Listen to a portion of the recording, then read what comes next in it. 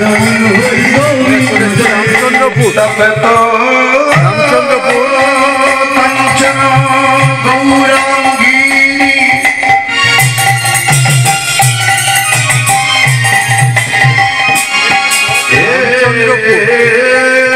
রাধে বৃন্দাবনেশ্বরী চলছে এখানে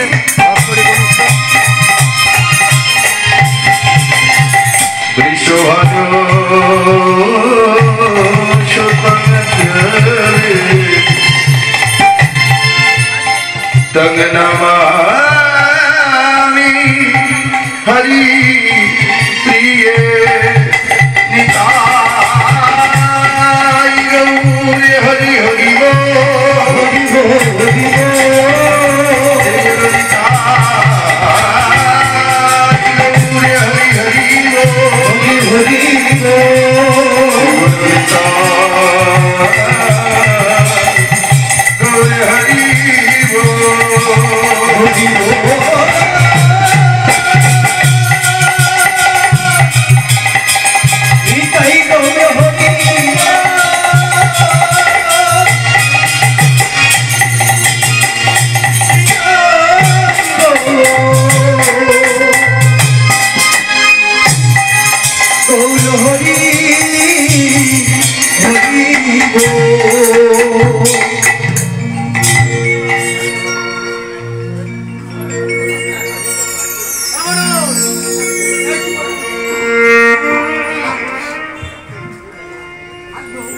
राधे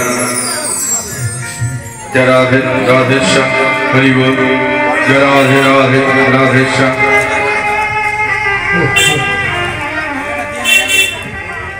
राधे राधे राधे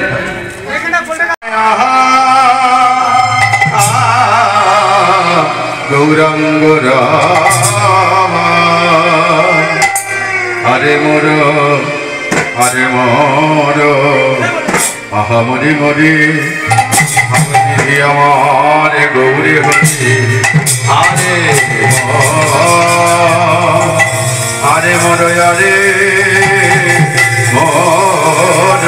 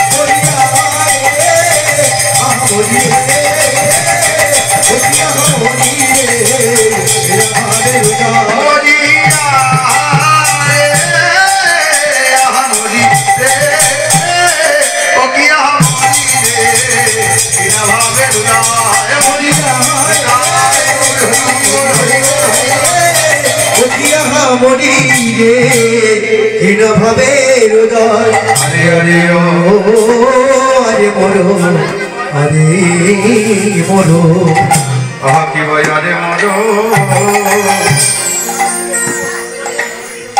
আরে মরো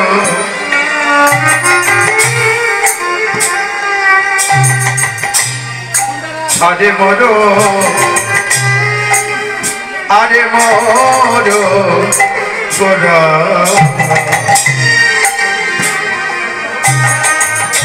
আমার গৌর কি কিশোর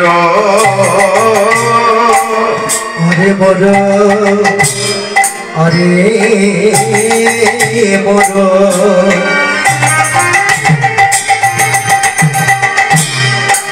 আরে মরো আরে মরো গৌর কি ওই পতিতে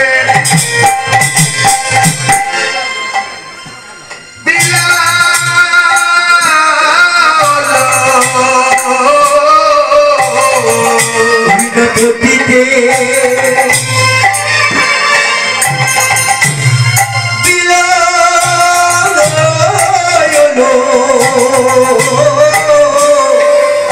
আরে পতিতে বিললো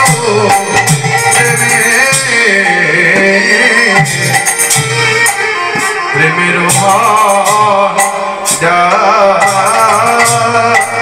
পতিতে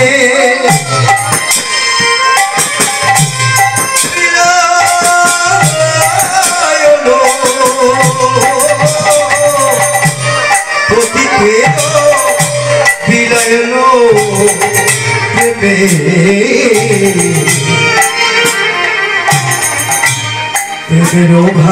কৃতি এসেছে এসেছে রাধা কৃষ্ণ একাকৃতি এসেছে এসেছে রাধা কৃষ্ণ একাকৃতি এসেছে এসেছে রাধা কৃষ্ণ একাকৃতি এসেছে এসেছে নিয়ে নাও নিয়ে নাও নিয়ে নাও নিয়ে নাও নিয়ে নাও নিয়ে নাও নিয়ে নাও নিয়ে নাও একটু মনিটরটা বাড়িয়ে দাও মানে প্রেসারটা ও সে পারে খেয়ে নাও মিলাইয়ে গেল নিয়ে নাও নিয়ে নাও মাটি নাম মিলাই গেল নিয়ে নাও নিয়ে নাও পারে খেয়ে নাও মিলাইয়ে গেল নিয়ে নাও নিয়ে নাও উসার খেয়ে নাম মিলাই গেল নিয়ে নাও নিয়ে নাও আনারস আনারস আনারস আনারস আনারস আনারস আনারস আনারস যত খাবে তত রস আনারস আনারস যত খাবে তত রস আনারস আনারস যত খাবে তত রস আনারস আনারস যত খাবে তত রস আনারস আনারস বলো ভাই বলো বলো বলো ভাই বলো বলো ভাই বলো বলো ভাই বলো ভাই ওই প্রেমানন্দে বাহু তুলে বলো ভাই বলো ভাই প্রেমানন্দে বাহু তুলে বলো ভাই বলো ভাই প্রেমানন্দে বাহু তুলে বলো ভাই বলো ভাই প্রেমানন্দে বাহু তুলে বলো ভাই বলো ভাই প্রেমানন্দে বাহু আর গৌরী কৃপা করো বলে বলো ভাই বলো ভাই বলো ভাই কৃপা করো বলে বলো ভাই বলো ভাই কৃপা করো বলে বলো ভাই বলো ভাই বলো ভাই বলো ভাই অতীতে বিলায়লো অতীতের বিলায়লো প্রেমে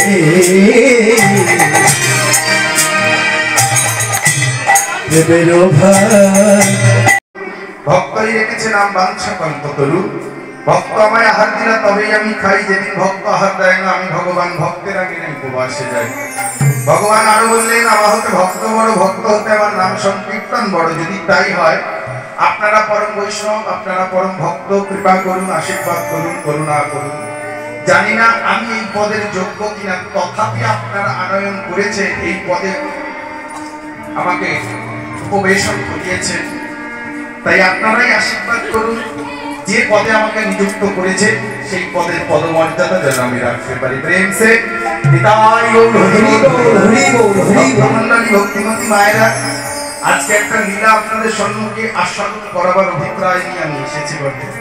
লীলার বিষয়বস্তু উর্বশী অহংকার চূর্ণ। স্বর্গের অপ্সরা উর্বশী, এই উর্বশীর কিভাবে অহংকার চূর্ণ হয়েছিল সেটাই আজ লীলার বিষয়বস্তু। ভক্তমণ্ডলী, মোদ্দা কথা কি জানেন? অহংকার যদি কারোর একবার হয় পতন সে হবে, এটা 100% গ্যারান্টি। কারণ ভগবান ভক্তের অহংকার দেখতে পারে না, সে যেই হোক না কেন। এমনকি দেব ঋষি যার নাম নারদ, তিনিও অহংকার করে পার পাননি। কেমন অহংকার? ভালো করে লক্ষ্য করুন। কৈলাসে বসে নারদ মুনি তপস্যারত। কৈলাসে যখন নারদ মুনি তপস্যা করছেন, কামদেব মদন যখন এসে ওই নারদকে আক্রমণ করতে চাইল, শিবের ভয়ে কামদেব পালিয়েছে। কারণ কামদেবকে শিব যখন জয়ী করেছিল, বলেছিল আমার কৈলাসের আশপাশে তুই আসবি না। তো যখন নারদ মুনি তপস্যা করছে আর কামদেব এসে নারদকে আক্রমণ করতে পারলো না, শিবের ভয়ে চলে গেল। কিন্তু নারদ ভাবলো আমি কামকে জয় করে ফেলেছি। এবার অহংকার, আমি কামকে জয় করে ফেলেছি। তাই ব্রহ্মার কাছে গিয়ে বলছে, পিতা আমার তপস্যার শক্তি দেখো, আমি কামকে জয় করে ফেলেছি। ব্রহ্মা বলে, যা বলার আমাকে বলেছিস, আর কাউকে বলিসনি, মার খেয়ে ফার্স্ট হয়ে যাবে। যা বলার আমাকে বলেছিস, ওটা শিবের কৃপায় হয়েছে কামদেব জয়, তোর তপস্যায় নয়। তুমি কিছু জানো না। সত্যি তো, বাবাদের বয়স হয়ে গেলে বাবারা কিচ্ছু জানে না, ছেলেদের কাছে বাবারা শিশু, তাই তো? তোর বয়সটা বাবা একদিন পেরিয়ে এসেছে, সেইটাই আমরা ভুলে যাই যে আমার বয়সটা বাবা একদিন পেরিয়ে এসেছে। ভক্তমণ্ডলী, ভক্তিমতী মায়েরা, তুমি কিছু জানো না। শিবের কাছে গেছে, শিবের কাছে গিয়ে বলছে, ভোলানাথ আমি কামকে জয় করেছি। ভোলানাথ বলে চমকে তো বিষ্ণুকে বলো। রামচন্দ্রপুর শান্তি সংঘ হরিবাস বিষ্ণুকে বলো না, বিষ্ণু নারায়ণকে বলো না, সংঘ অপরাধ হবে। একার কথা শুনে নারায়ণ শান্তি সংঘ, কামদেবকে জয় করেছে। রামচন্দ্রপুর শান্তিশ্রম ও শান্তিশ্রম হরিবাস। আচ্ছা, রামচন্দ্রপুর শান্তিশ্রম হরিবাস। সহজে লাগে না, দুদিন, আজকাল দুদিন, মানে প্রথম ভগবান বলছে ঠিকই আছে, তুমি আজকে সাধু, শুরু, তুমি বৈষ্ণব, পরশু থেকে শুরু তুমি হয়েছে। কামদেবকে জয় করতেই আজকে পারবে। শেষ। কতটা কামদেবকে জয় করেছে, যাও আমি শুনে নিয়েছি, তুমি চলে যাও। যেই চলে যাচ্ছে, শান্তিশ্রম, ভগবান রামচন্দ্রপুর নিজে শান্তিশ্রম একটা হরিবাস সৃষ্টি করলেন, আর শেষ সেখানে দিন। একটা রাজপ্রাসাদ সৃষ্টি করলেন, আর 3 দিন ধরে এই রাজপ্রাসাদে অনুষ্ঠান চলছে। একটা রাজকন্যাও সৃষ্টি করলেন, যার নাম হলো কুমারিকা। এই রাজকন্যাকে সৃষ্টি করে রাজকন্যা স্বয়ংবর সভা হচ্ছে। এখনকার দিনে দেখাশোনা করে বিয়ে হয়, তখনকার দিনে স্বয়ংবর সভা হতো। এখনকার দিনে ছেলে মেয়ে পছন্দ করে, তখনকার দিনে মেয়ে ছেলে পছন্দ করে। ভক্তমণ্ডলী, আমার যদি হয় রাজার মেয়ে, তাই কুমারিকা স্বয়ংবর সভা হয়েছে। নারদ মুনি কুমারিকা স্বয়ংবর সভা দেখে বলে, হা হা হা, কি মনোরম সভা। এইবার সবাই প্রবেশ করে যেই না কুমারিকাকে দর্শন করেছে, এত সুন্দর দেখতে মেয়েটাকে, নারদের লোভ আর সামলাতে পারলো। নারদ বলে, আমি একে বিয়ে করব। আরে ওখানে স্বয়ংবর সভা হচ্ছে, রাজরাজারা বিয়ে করবে, তুমি মুনি লোক কি করতে যাবে? হ্যাঁ, নারদ বলে, না, সবাই বিয়ে করার আগে আমি একে বিয়ে করবো। যাই হোক, সবাই এর দিকে হাত বাড়ানোর আগে আমি হাত বাড়াবো আগে, তাহলে আমার হয়ে যাবে। ভগবানের কাছে গেছে, ভগবানের কাছে গিয়ে বলছে, ভগবান আমার একটা আবদার ছিল। বলে, তুমি না আবদার নিয়ে তো আসবে, তুমি জাতালো, তুমি বিনা স্বার্থে আসবে, বলো তোমার কি হয়েছে।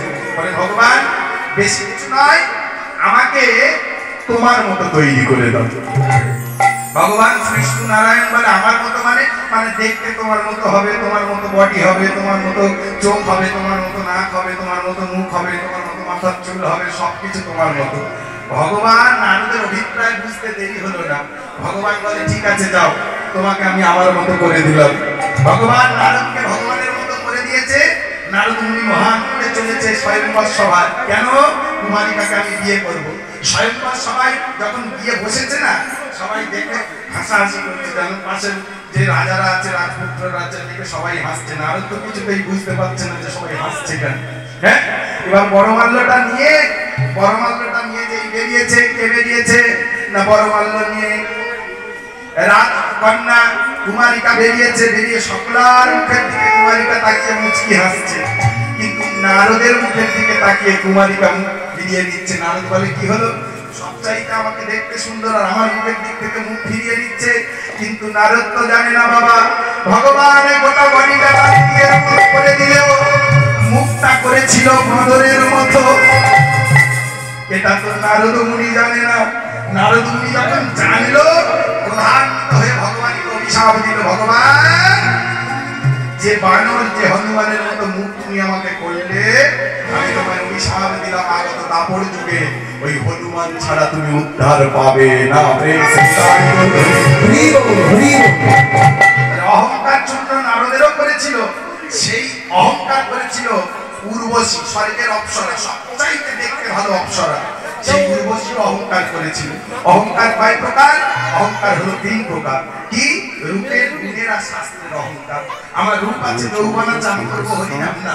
গুণের অহংকার, আমার টাকা আছে, পয়সা আছে, আমার নাম ডাক আছে, আমার প্রতিপত্ত আছে, আমার আধিপত্য আছে, আমি করবো হরিনাম। আর শাস্ত্রের অহংকার, আমি অনেক কিছু শিখে ফেলেছি, বই দপ্তর করে আমি অনেক কিছু শিখে ফেলেছি, তাহলে আমার হরিনাম করার কোনো প্রয়োজন নাই, আমার কৃষ্ণ চরণে যাওয়ার কোনো প্রয়োজন নাই। বাবা, যাই করো না কেন আর যাই জানো না কেন, শাস্ত্রে এমনি লেখেনি, পদকর্তারা এমনি পদ লেখেনি, বেদ ও বিদ্যা দুহু কিছু নাহি জানতো, সে যদি গৌরাঙ্গ করে সার কিবা তার অধ্যায়, কিবা তার অধ্যায় উন্মোচন বিহীনজন সর্বসিদ্ধি করে করে। বেদ বিদ্যা প্রতিপদা না জেনেও যদি তুমি গোবিন্দ সার করো, গৌর সার করো, তাহলে গৌরাঙ্গ মহাপ্রভুর চরণে তোমার সর্বসিদ্ধি লাভ হবে। আর বেদ ও বিদ্যা সবকিছু জেনে যদি তুমি গৌর চরণ সার না করতে পারো, তাহলে জানবে অন্ধের সামনে দর্পণ দিলে যেমন অন্ধ বরণ দর্শন করতে পারে না, তেমন তোমার সামনেও গৌর এলে তুমি গৌরকে চিনতে পারবে না। কারণ তোমার অহংকার আছে, তুমি বেদ বিদ্যা চালিয়ে সরদর্শন করিয়া যেই জন, সে যদি গৌরাঙ্গ নাই ভজে,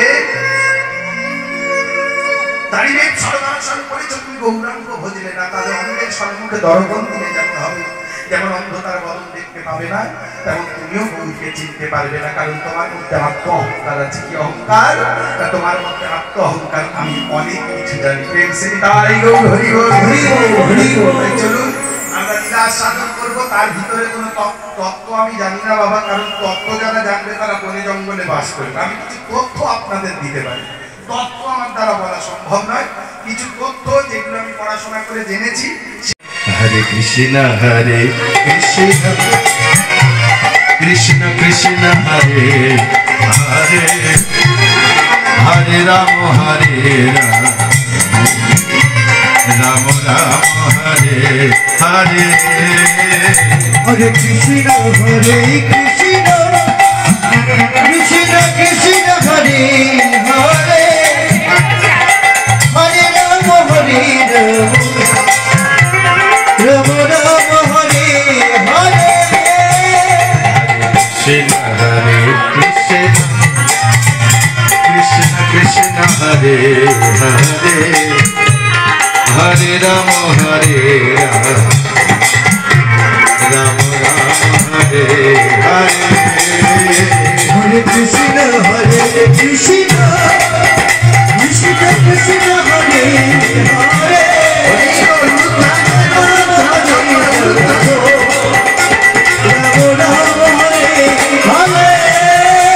হরে কৃষ্ণ হরে কৃষ্ণ, কৃষ্ণ কৃষ্ণ হরে হরে, হরে রাম হরে রাম, রাম রাম হরে হরে। হরে কৃষ্ণ হরে কৃষ্ণ, কৃষ্ণ কৃষ্ণ হরে হরে, হরে রাম হরে রাম, রাম রাম হরে হরে। কৃষ্ণ কৃষ্ণ কৃষ্ণ হরে হরে, হরে রাম হরে রাম, রাম রাম হরে হরে। হরে কৃষ্ণ হরে কৃষ্ণ,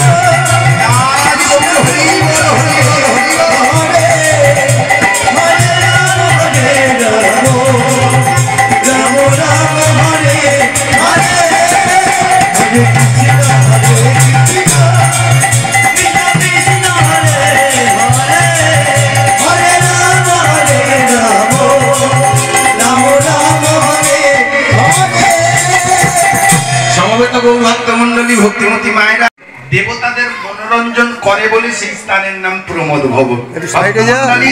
তাহলে উর্বশীর কাজ কি? না উর্বশীর কাজ দেবতাদের আমোদ প্রমোদ প্রদান করা। তবে উর্বশীর একটা নীতি নিয়ম ছিল। কি নীতি নিয়ম ছিল জানেন?